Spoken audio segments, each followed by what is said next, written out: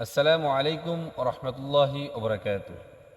প্রিয় দিনী ভাই বোনেরা, আশা করছি আল্লাহর অশেষ রহমতে আপনারা সকলেই ভালো আছেন। আলহামদুলিল্লাহ, আমিও ভালো আছি। আজকে যে বিষয়টি নিয়ে আপনাদের মাঝে উপস্থিত হয়েছি, খুবই গুরুত্বপূর্ণ একটি বিষয় এবং খুবই আমলি একটি বিষয়।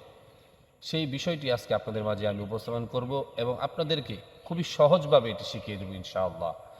যে বিষয়টি হচ্ছে, আল্লাহর রসুল সাল্লাল্লাহু আলাইহি ওয়াসাল্লাম বলেছেন, যে ব্যক্তি ওযু করার পরে একটি দোয়া রয়েছে, এই দোয়াটি যে ব্যক্তি ওযু করার পরে পড়বে, আল্লাহ তাআলা তার জন্য জান্নাতের 8টি দরজা খুলে দেবেন। সুবহানাল্লাহ।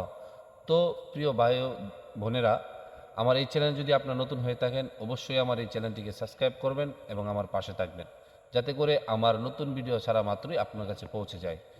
তো সম্মানিত দিনী ভাই বোনেরা, আমি যে ফজিলতের কথা বলেছি, যে আমলটার বিষয়ে কথা বলেছি, এটা আজকে আমি খুব সহজে আপনাদেরকে শিখিয়ে দিব ইনশাআল্লাহ। তো যে দোয়ার কথাটি আমি বলেছি, সেই দোয়াটি হচ্ছে, আপনাকে সেই দোয়াটি আমল করতে হলে প্রথমে আপনাকে অজু করতে হবে।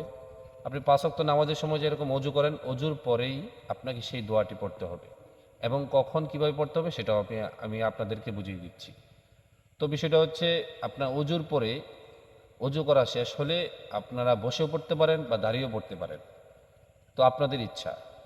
তো বসে পড়লে আকাশের দিকে তাকিয়ে আপনারা এই দোয়াটি পড়বেন। আমি আপনাদের সহজের জন্য আমি এই আরবি দোয়াটা আমি 2বার পাঠ করব ইনশাআল্লাহ।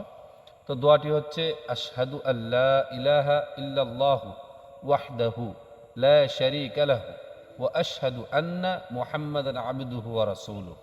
আমি আবারও পড়ছি আপনাদের সহজ হবে বলে। আশহাদু আল্লা ইলাহা ইল্লাল্লাহু ওয়াহদাহু লা শারীকা লাহু ওয়া আশহাদু আন্না মুহাম্মাদান আবদুহু ওয়া রাসূলুহু।